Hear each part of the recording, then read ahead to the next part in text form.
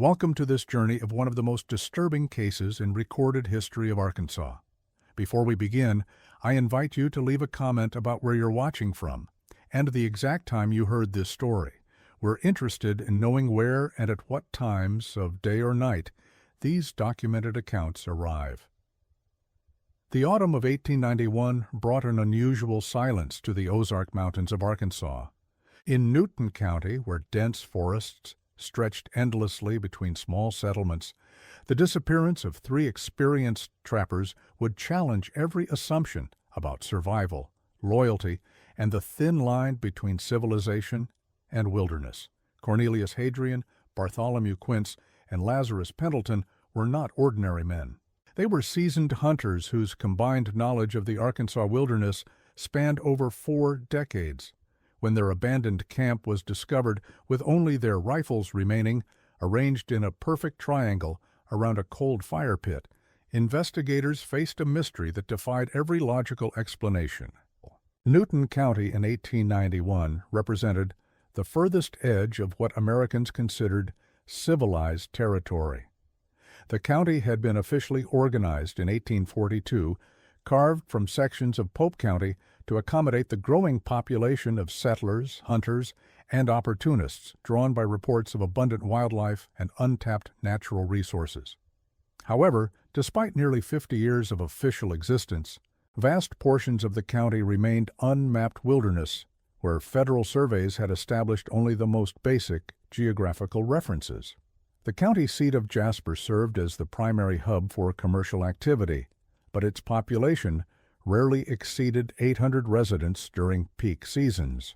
Most county inhabitants lived on scattered homesteads connected by rough trails that became impassable during winter months or extended periods of rainfall. Communication between settlements relied heavily on the movements of traveling merchants, mail carriers, and the seasonal migration of trappers and hunters who maintained informal networks of information exchange across the wilderness. The economic foundation of Newton County depended almost entirely upon exploitation of natural resources, particularly timber and wildlife, that commanded steady prices in markets accessible via the Buffalo River and its connections to the White River system. However, the most profitable activities required extensive knowledge of wilderness areas that remained dangerous and poorly understood by recent settlers. This created opportunities for individuals willing to accept significant risks in exchange for access to resources that more cautious residents avoided. The 3 men whose disappearance would haunt Newton County for generations represented different aspects of the frontier experience that characterized Arkansas Territory during the final decades of the 19th century. Each brought distinct backgrounds, skills, and motivations that would prove both complementary and ultimately fatal when combined in their final expedition into the unknown depths of the Ozark wilderness.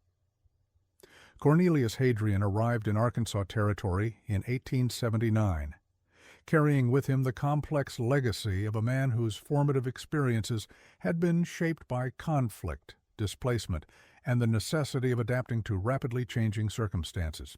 Born in Weakley County, Tennessee, on March 15, 1849, he had witnessed the transformation of the American South from a society based on agricultural slavery to a region struggling to reconstruct itself following military defeat and social upheaval.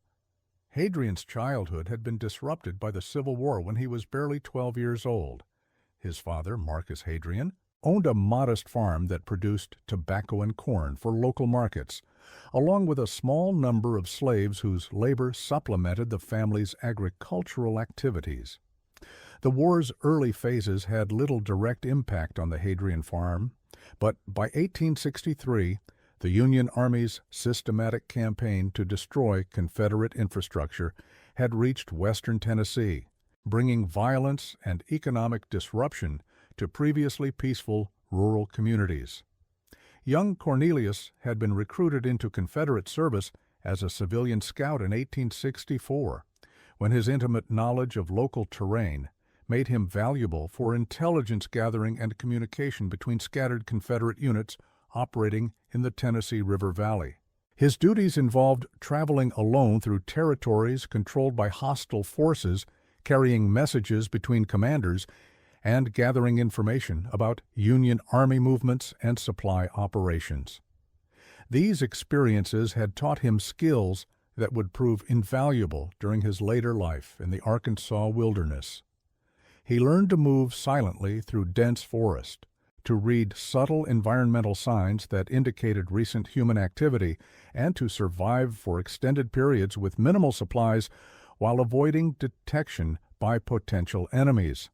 More importantly, his wartime service had instilled a deep understanding of the psychological aspects of survival, including the ability to remain calm and think clearly during situations involving extreme danger and uncertainty. The war's end in 1865 had left the Hadrien family, like most Confederate sympathizers, facing economic devastation and an uncertain future in a society where traditional social and economic relationships had been permanently disrupted. The family farm had been severely damaged by military operations. Their slaves had been freed without compensation, and the regional economy had collapsed due to the destruction of transportation infrastructure and the absence of reliable currency. Young Hadrien had spent the immediate post-war years attempting to restore the family farm to productivity, but the combination of physical destruction, economic disruption, and social instability had made conventional agriculture impossible. By 1875, it had become clear that opportunities for prosperity in post-war Tennessee were limited for those who lacked capital or political connections to the new Reconstruction government. His decision to migrate westward to Arkansas Territory reflected both practical necessity and a desire to escape the bitter memories associated with his homeland. Arkansas offered opportunities for individuals willing to work independently in challenging environments, particularly in regions where federal authority remained limited and personal capabilities mattered more than political affiliations or family backgrounds. Hadrien's arrival in Newton County had been carefully planned based on extensive research into territorial conditions and opportunities. He had corresponded with territorial officials, studied geographical surveys, and consulted with other migrants who had successfully established themselves in Arkansas wilderness areas. His selection of Newton County reflected his assessment that the region offered optimal conditions for someone with his particular combination of skills and experience. His homestead claim encompassed 40 acres of rough terrain located approximately 8 miles northeast of Jasper, in an area that official surveys classified as suitable for agriculture, but which experienced settlers recognized as marginal land that would require exceptional effort to develop productively. However, Hadrien's interest lay not in conventional farming, but in establishing a base of operations for exploring and exploiting the abundant wildlife resources that characterized the surrounding wilderness. The cabin he constructed reflected his systematic approach to wilderness survival and his understanding of the importance of creating defensible positions in potentially dangerous territory. The structure incorporated lessons learned during his wartime experiences, including multiple exit routes, concealed storage areas for supplies and weapons, and strategic positioning that provided clear views of potential approach routes while remaining concealed from casual observation. Hadrien's approach to hunting and trapping differed significantly from the casual methods employed by most local residents. Drawing upon his wartime intelligence gathering experience, he developed systematic procedures for documenting animal populations, seasonal migration patterns, and environmental factors that influenced wildlife behavior.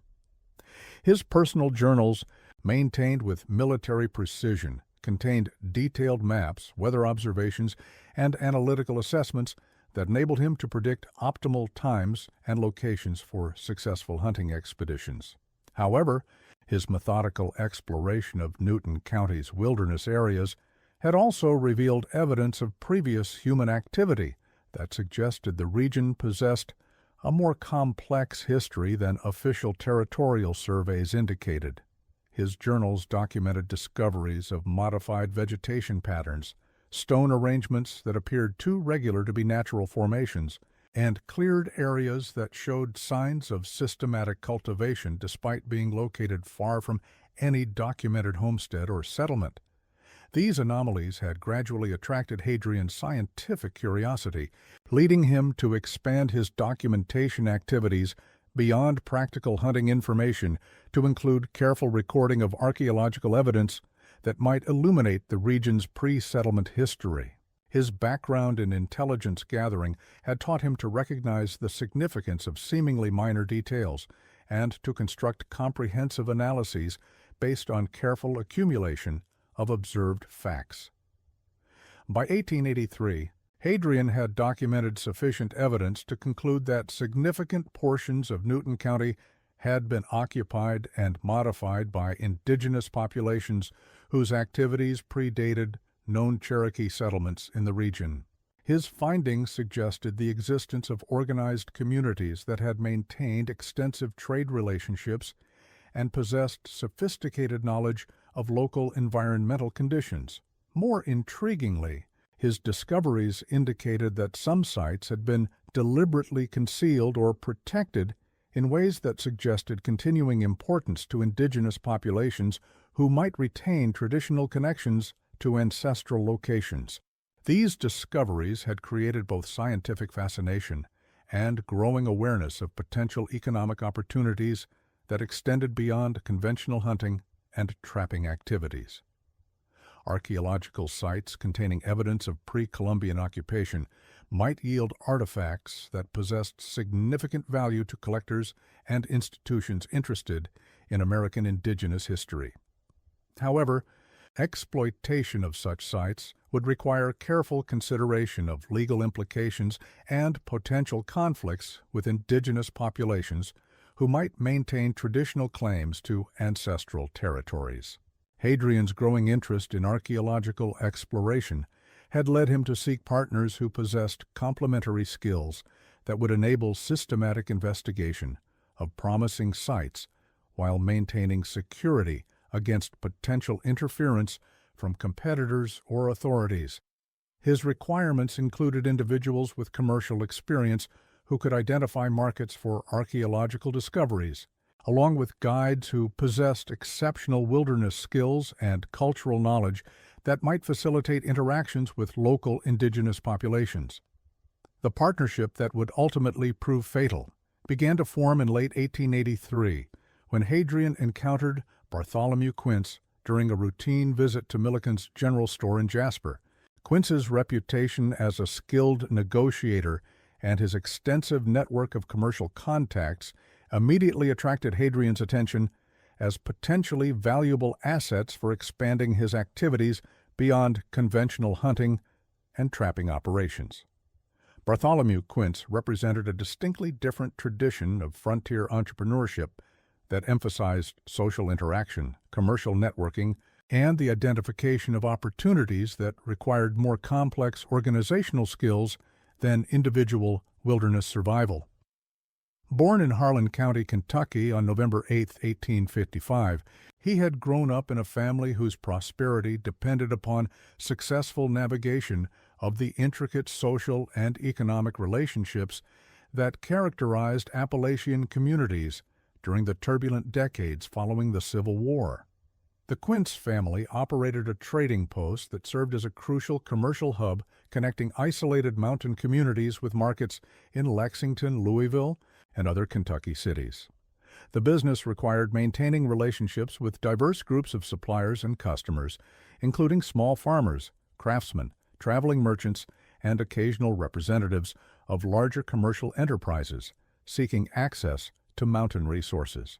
Young Bartholomew had learned from childhood the importance of understanding different cultural perspectives and adapting communication styles to meet the expectations of various social groups.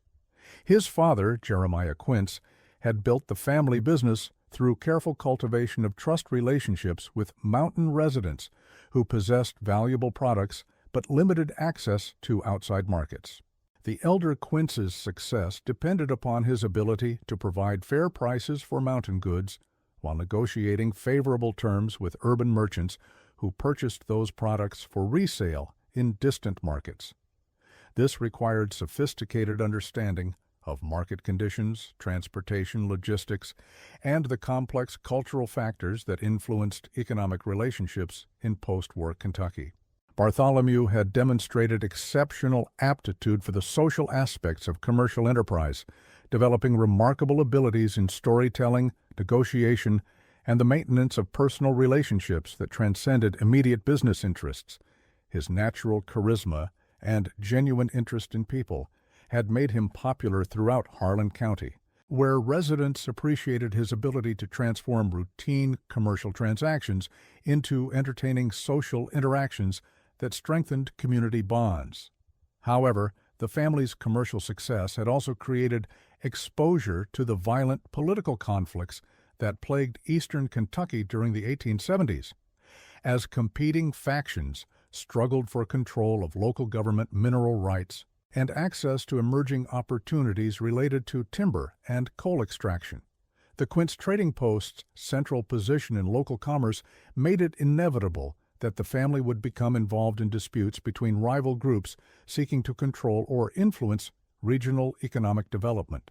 The specific circumstances that had forced Bartholomew's departure from Kentucky remained deliberately vague in his subsequent accounts, but evidence suggests that the family had become entangled in conflicts related to competing claims for valuable mineral rights in areas where traditional property ownership patterns were poorly documented. His hasty departure in early 1878 coincided with a period of escalating violence between rival factions, suggesting that his continued presence in Harlan County had become incompatible with personal safety considerations. His arrival in Newton County, Arkansas, had been carefully planned to avoid attention from potential pursuers while enabling him to re-establish himself in a region where his commercial skills could generate legitimate income without exposure to the political conflicts that had made Kentucky residence untenable. His selection of Arkansas reflected both practical considerations related to distance from potential enemies and positive assessments of economic opportunities available to individuals with appropriate backgrounds and abilities. Quintz's integration into Newton County's social and economic networks had proceeded with remarkable speed, as his storytelling abilities and genuine friendliness quickly established him as a popular figure within the small community of permanent residents. His commercial experience enabled him to identify market opportunities that other residents had overlooked, particularly in areas related to connecting local producers with distant buyers who were willing to pay premium prices for high-quality products.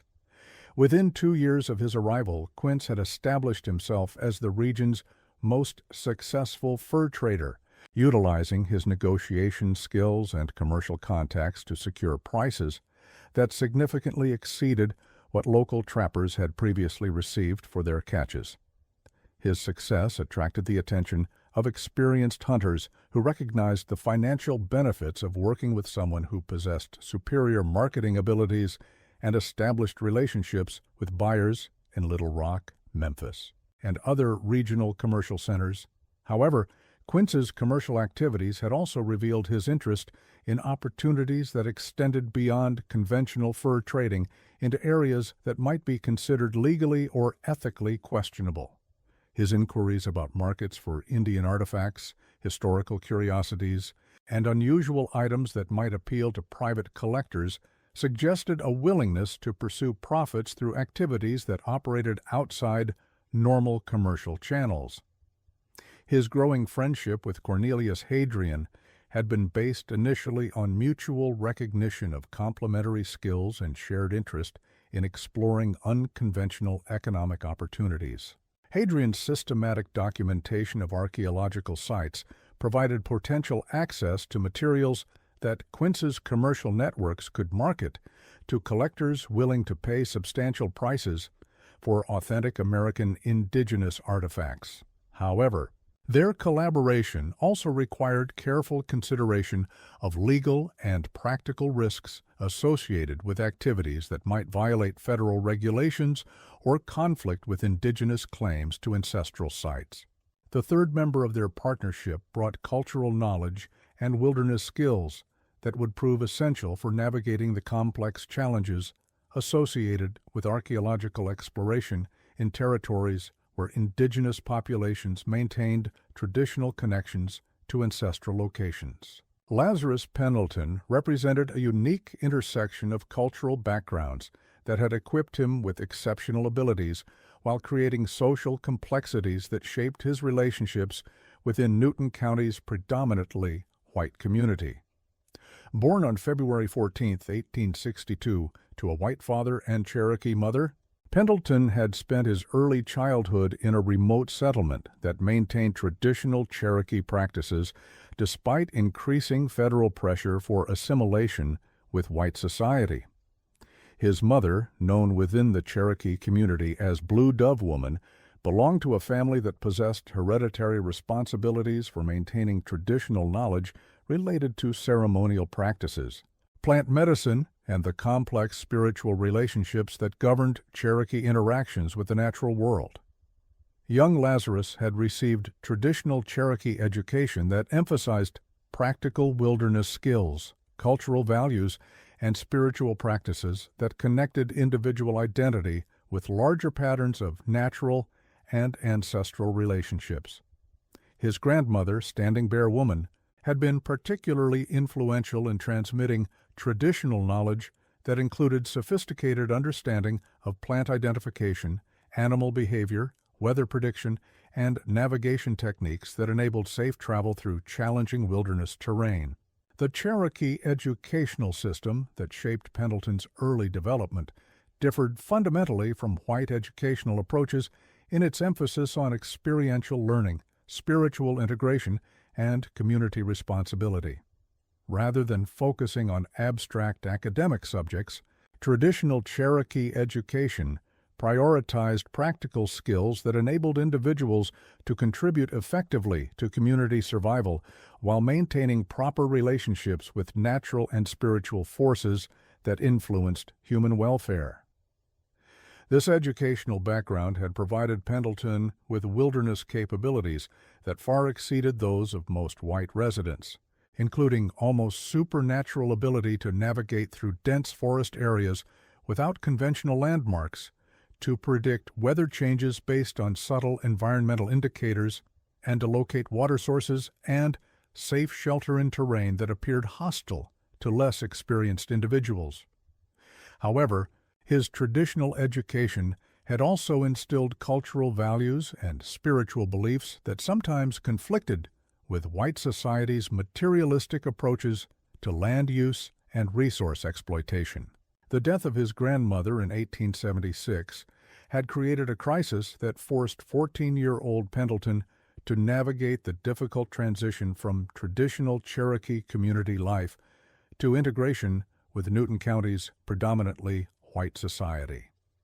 The federal government's assimilation policies had eliminated most traditional Cherokee communities, while surviving Cherokee families faced increasing pressure to adopt white cultural practices and abandon traditional identities that were viewed as obstacles to successful integration with American society.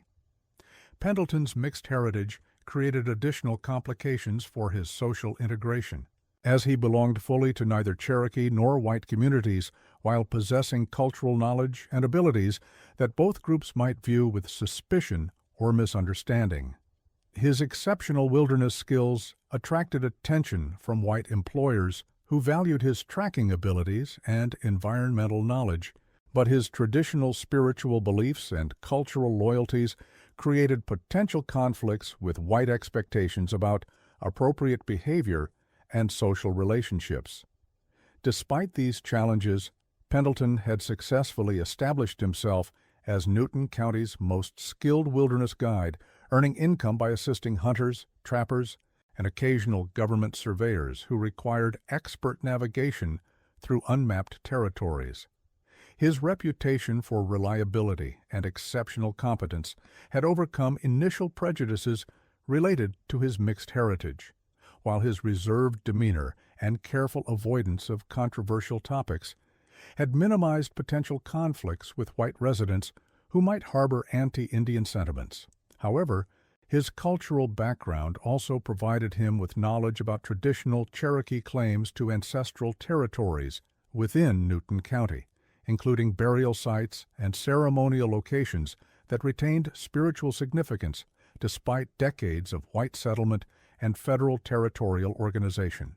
This knowledge created awareness of potential conflicts between white economic activities and Cherokee traditional values that might not be apparent to individuals lacking cultural connections to indigenous communities. Pendleton's eventual partnership with Hadrien and Quintz reflected both practical considerations related to economic opportunities and complex personal calculations about the implications of participating in activities that might violate traditional Cherokee prohibitions against disturbing ancestral sites. His decision to join their archaeological exploration efforts represented acceptance of risks that extended beyond potential legal consequences to include possible spiritual and cultural penalties for violating sacred locations. The formation of their partnership during the winter of 1883-1884 involved extensive discussions about objectives, methods, and the distribution of both potential profits and probable risks associated with systematic exploration of archaeological sites that Hadrien had identified during his wilderness surveys.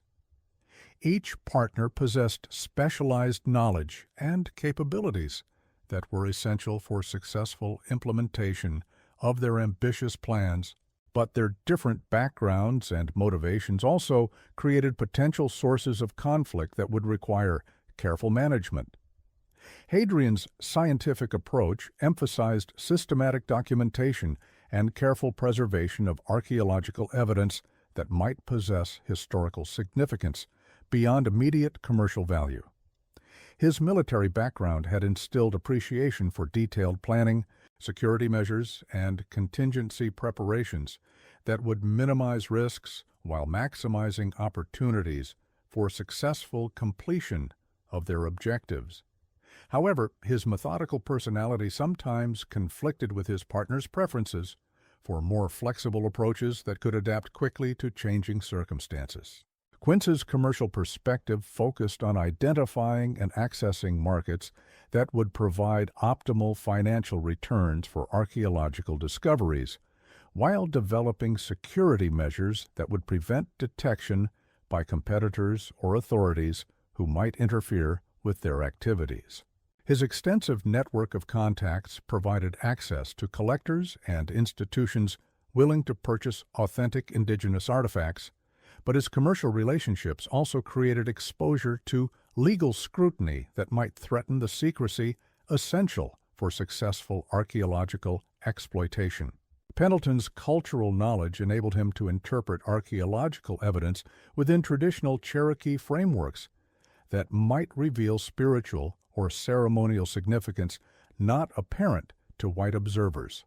His wilderness skills provided essential capabilities for accessing remote sites and maintaining security against detection, while his understanding of indigenous cultural practices might facilitate resolution of conflicts that could arise if their activities attracted attention from Cherokee residents who maintained traditional responsibilities for protecting ancestral locations.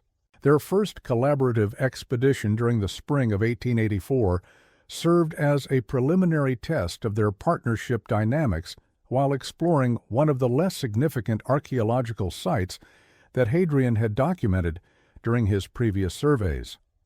The location, situated in a remote valley approximately 15 miles southeast of Jasper, contained evidence of seasonal occupation by indigenous populations, but lacked the extensive mortuary features that characterized more valuable sites. The expedition's primary objectives included developing systematic procedures for archaeological excavation, testing equipment, and supply requirements for extended wilderness operations, and evaluating the effectiveness of security measures designed to prevent detection by potential observers. However, the experience also provided opportunities for each partner to assess the reliability and competence of his associates, while identifying potential sources of conflict that might threaten future collaborations. The results of their initial expedition exceeded their most optimistic expectations, both in terms of archaeological discoveries and partnership dynamics. Their systematic approach had yielded several artifacts of obvious commercial value, including pottery fragments, stone tools, and decorative items that demonstrated sophisticated craftsmanship and artistic sensibilities. More importantly, their collaboration had proven that their different backgrounds and perspectives could be effectively combined to produce results that exceeded what any individual could have accomplished working alone. However, the expedition had also revealed potential complications that would require careful consideration before undertaking more ambitious projects. Evidence at the site suggested that their activities had been observed by unknown individuals who possessed exceptional woodland skills and apparent familiarity with archaeological excavation techniques. Subtle disturbances to their equipment and the systematic examination of their work areas indicated surveillance by parties who understood the significance of archaeological exploration and might represent either competitors or protectors with interests that conflicted with their commercial objectives. Most troubling was Pendleton's interpretation of certain environmental signs that suggested their activities had triggered responses from Cherokee residents who maintained traditional connections to the archaeological site. His cultural knowledge enabled him to recognize indicators that might be invisible to white observers, but which represented clear warnings within Cherokee traditional communication systems. These signs suggested that their continued archaeological activities would attract increasingly direct intervention from Cherokee protectors whose responses might escalate beyond simple observation to more coercive measures designed to prevent desecration of ancestral sites. Despite these concerns, the commercial success of their first expedition provided strong motivation for expanding their operations to include more significant archaeological sites that promised correspondingly greater financial returns. Quintz's preliminary negotiations with potential buyers had confirmed strong market demand for authentic Cherokee artifacts, particularly items that demonstrated exceptional artistic quality or possessed obvious ceremonial significance. Collectors in Little Rock, Memphis, and even distant cities like St. Louis were willing to pay premium prices for materials that could be documented as originating from specific archaeological contexts. The planning for their expanded operations during 1884 and 1885 involved careful consideration of legal, practical, and cultural factors that might influence their success or create exposure to various forms of interference. Federal regulations related to archaeological activities on public lands remained poorly defined and inconsistently enforced, particularly in remote territories where government presence was limited and detection of violations was unlikely. However, the growing political influence of indigenous rights advocates suggested that federal policies might become more restrictive in the future, making immediate exploitation of archaeological resources advisable for those with appropriate access and capabilities.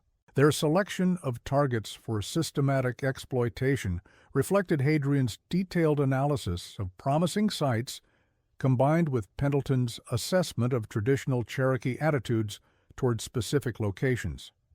Certain sites appeared to possess primarily historical significance that might generate limited opposition from Cherokee protectors, while others clearly retained active spiritual importance that would trigger strong defensive responses from indigenous communities committed to preserving sacred locations. The most promising target for their expanded operations was a complex archaeological site located approximately 25 miles southeast of Jasper, in a remote valley that required specialized navigation skills to access safely. Hadrian's preliminary surveys had revealed extensive evidence of long-term occupation, including sophisticated earthworks, apparent ceremonial structures, and indications of burial areas that might contain exceptional artifact concentrations. However, the site's characteristics also suggested exceptional significance within Cherokee traditional culture, as evidenced by Pendleton's reluctance to discuss its specific features and his insistence on elaborate precautions designed to minimize disturbance to areas that retained active spiritual importance. His cultural knowledge indicated that the location served as a major ancestral burial ground that remained protected by traditional Cherokee guardians who possessed both authority and capability to defend sacred sites against unauthorized intrusion. The complex negotiations required to secure Pendleton's participation in exploitation of this particularly sensitive site revealed the fundamental tensions within their partnership between commercial objectives and cultural obligations. His eventual agreement to proceed reflected his assessment that limited, respectful excavation might be acceptable if conducted according to traditional protocols that acknowledged Cherokee spiritual authority while avoiding systematic desecration of the most sacred areas. These discussions also illuminated the broader cultural conflicts that characterized frontier relationships between indigenous and white communities during the final decades of the 19th century. Federal policies officially recognized white authority over territorial lands and resources, but practical enforcement of these policies remained limited in remote areas where indigenous populations maintained traditional governance systems and protective capabilities that operated independently of federal recognition or authorization. The summer and autumn expeditions of 1884 through 1887 established their partnership as one of the most successful archaeological exploitation operations in Arkansas Territory, generating substantial profits while avoiding detection by federal authorities or systematic interference from competing groups. Their systematic approach combined scientific documentation with commercial efficiency, producing detailed records of archaeological discoveries while extracting maximum value from promising sites. However, their success also attracted increasing attention from Cherokee residents who monitored their activities and evaluated the implications of continued archaeological exploitation for the protection of ancestral sites. The evidence of surveillance became more sophisticated and persistent with each expedition, suggesting that Cherokee protectors were developing systematic countermeasures designed to document violations and prepare appropriate responses to defend sacred locations. By 1888, the tensions between their commercial success and growing Cherokee opposition had created a situation that required careful consideration of long-term sustainability and risk management. Pendleton's cultural connections provided access to information about Cherokee attitudes and intentions that enabled advance warning of potential conflicts, but his mixed loyalties also created internal partnership tensions that complicated decision-making about future operations. The discovery of their most significant archaeological site occurred during a reconnaissance expedition in the late summer of 1890, when systematic exploration of a previously unexamined valley revealed evidence of what appeared to be a major ceremonial and burial complex that had served indigenous populations for several centuries. The site's characteristics suggested exceptional historical and cultural significance that promised correspondingly exceptional commercial value for those with access and capability to exploit its resources systematically. Hadrian's detailed documentation revealed sophisticated mortuary practices, extensive grave goods that indicated trade relationships spanning hundreds of miles, and artistic achievements that demonstrated cultural sophistication that contradicted popular stereotypes about indigenous capabilities. The archaeological evidence suggested occupation by multiple indigenous groups over extended periods, with the most recent burials dating from periods immediately preceding white settlement of Arkansas Territory.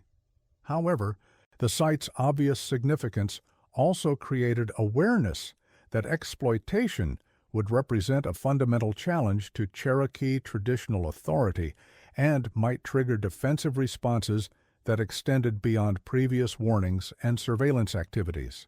Pendleton's cultural knowledge confirmed that the location occupied a central position within Cherokee spiritual geography and remained actively protected by traditional guardians whose responsibilities included preventing desecration by unauthorized individuals. The complex planning required for systematic exploitation of this exceptionally valuable but dangerous site consumed most of their time and attention during 1890 and early 1891. Their preparations included development of sophisticated security measures, acquisition of specialized excavation equipment, establishment of complex supply and transportation systems, and creation of elaborate contingency plans for various emergency scenarios that might require immediate evacuation from the site. However, their planning was complicated by growing evidence that Cherokee protectors had organized systematic opposition to their activities and were preparing defensive measures that might include direct confrontation with archaeological expeditions that violated sacred boundaries. Pendleton's cultural connections provided access to information about Cherokee intentions and capabilities that enabled advance warning of potential conflicts, but his reports also confirmed that continued violations would trigger escalating responses that might ultimately threaten partnership members' personal safety. The final decision to proceed with their most ambitious expedition reflected their assessment that potential financial rewards justified accepting increased risks associated with challenging Cherokee traditional authority in the protection of ancestral burial sites. However, their decision also represented recognition that successful completion of their objectives would require systematic violation of cultural boundaries that had been maintained for generations and might trigger consequences that extended beyond conventional legal or commercial penalties. The preparations for their autumn 1891 expedition involved unprecedented attention to security and logistics, as they recognized that success would depend upon rapid, efficient excavation, followed by immediate evacuation before Cherokee protectors could organize effective intervention. Their supply requirements included specialized tools for careful excavation, preservation materials for fragile artifacts, transportation equipment for valuable discoveries, and defensive weapons for potential emergency situations. Most significantly, their preparations included development of communication protocols and evacuation procedures designed to ensure survival should circumstances require immediate departure from the archaeological site under hostile conditions. These preparations reflected their understanding that exploitation of the most sacred Cherokee burial ground would represent a fundamental challenge to indigenous authority that might trigger defensive responses more severe than anything they had previously encountered. The morning of October 12, 1891, witnessed the beginning of their final expedition under conditions that several observers later characterized as ominous. Unlike their previous departures, which had been marked by Quintz's characteristic humor and optimistic predictions about forthcoming adventures, the three partners conducted their final preparations with minimal conversation and evident tension that suggested awareness of exceptional dangers associated with their planned activities. Their route toward the remote archaeological site required following established trails for the initial portion of their journey, but subsequent navigation would utilize paths known only to Pendleton and documented in Hadrien's confidential maps. This deliberate deviation from conventional routes reflected their determination to avoid observation by other trappers, travelers, or potential informants who might report their movements to authorities or competitors interested in their archaeological discoveries. The first 3 days of travel proceeded according to their established schedule, with normal progress through familiar territory that enabled efficient movement of their specialized equipment and supplies toward the wilderness base camp they had selected for final preparations. However, evidence of surveillance became apparent as early as their second day of travel, with subtle indications that their movements were being monitored by observers who possessed exceptional woodcraft skills and apparent familiarity with their intended destination.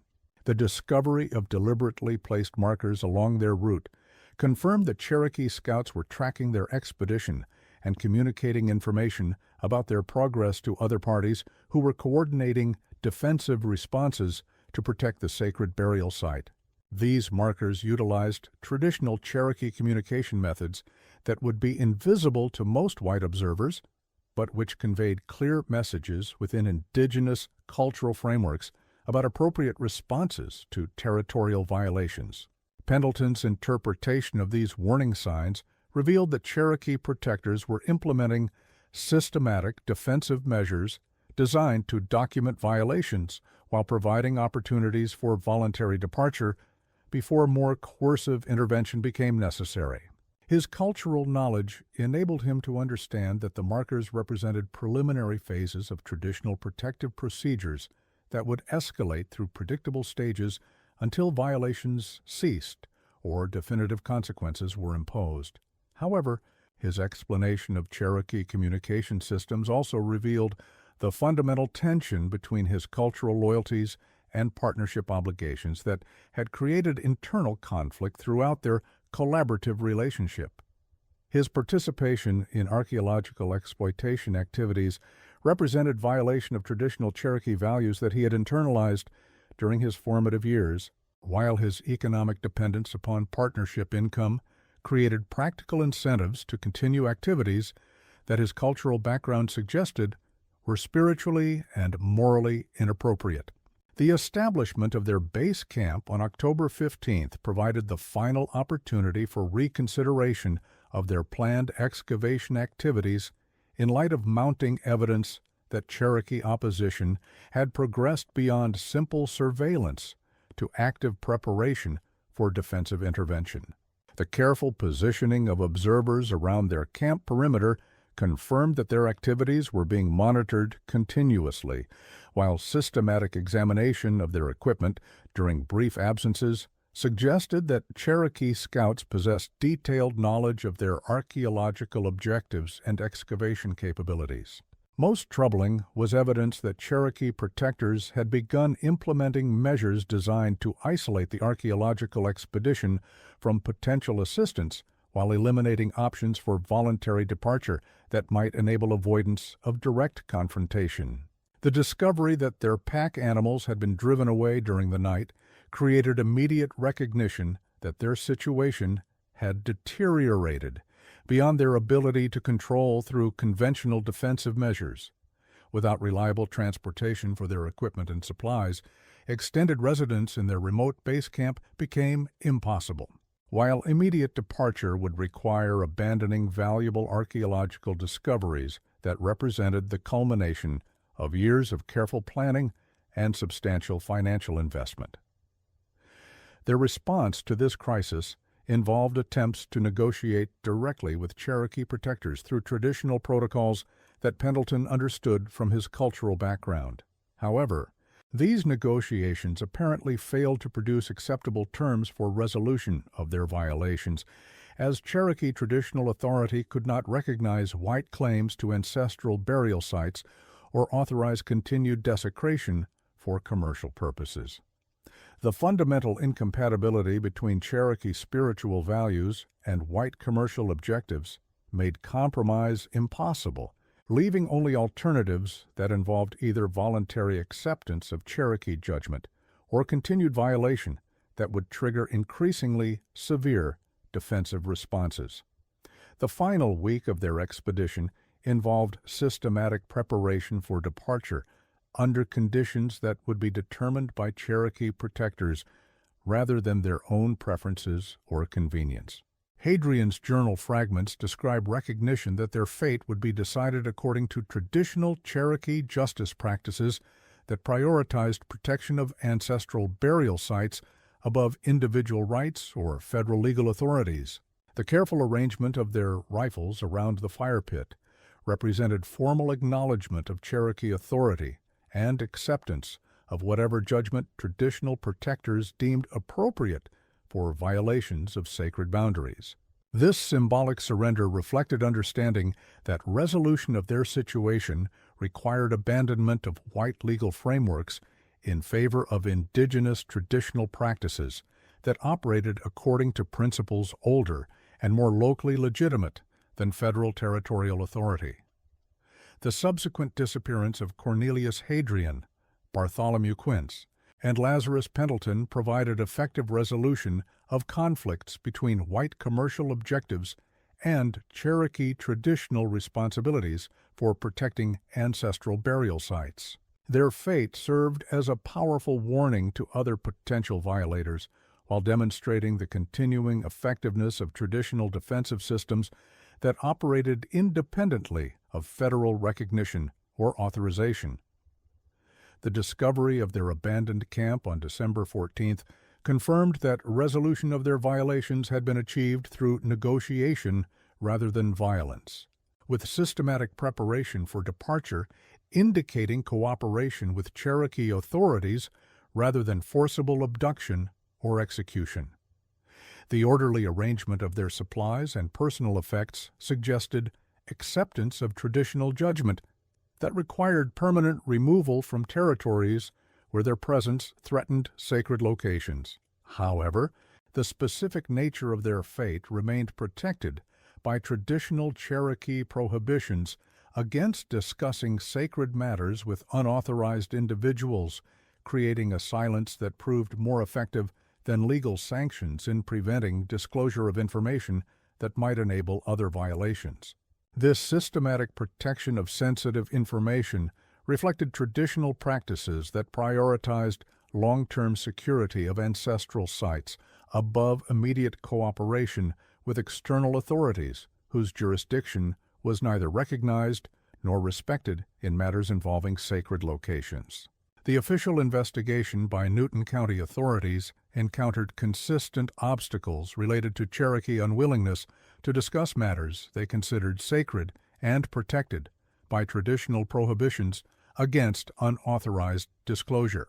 Marshall Bramshaw's reports document frustration with the inability to obtain cooperation from Cherokee residents who clearly possessed knowledge about the missing trappers but refused to provide information that might compromise traditional protective systems. The case remained officially unsolved, but its resolution, according to traditional Cherokee justice practices, provided effective protection for the burial site that had attracted the trappers' fatal attention. The location was subsequently protected through informal methods that proved more durable and effective than federal regulations, ensuring that ancestral remains continued to rest undisturbed by those who might exploit them for commercial gain. The story of the missing trappers became part of local folklore that served both educational and protective functions within Newton County's complex multicultural community.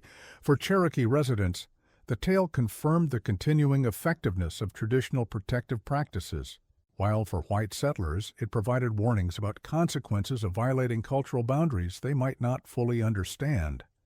The 3 rifles standing in perfect formation around the cold ashes of their final fire remain the most powerful symbol associated with this intersection of cultures and the resolution of conflicts between competing claims to territorial authority.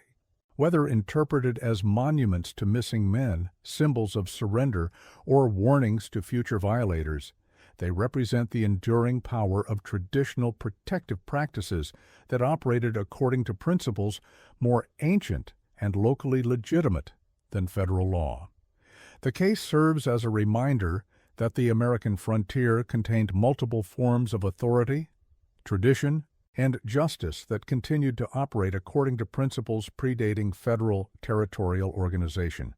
The Arkansas wilderness of 1891 was not empty territory awaiting white occupation, but rather a complex landscape where indigenous protective systems maintained effective control over sacred locations despite official claims of federal jurisdiction. Their disappearance ultimately protected more than an archaeological site. It preserved traditional Cherokee authority and demonstrated that certain boundaries could not be crossed without accepting consequences that reflected indigenous rather than federal concepts of appropriate justice. The silence that surrounded their fate proved more effective than legal prohibitions in ensuring long-term protection of sacred locations and maintaining traditional systems of territorial control that recognized spiritual rather than commercial criteria for legitimate land use. The abandoned camp beside the Buffalo River tributary continues to serve as an invisible monument to the persistence of traditional protective forces in landscapes that appear empty only to those lacking appropriate cultural knowledge. Some boundaries transcend legal documents and survey maps maintained by methods more ancient and reliable than federal authority, ensuring that sacred places remain protected despite the ambitions of those who would exploit them for personal gain.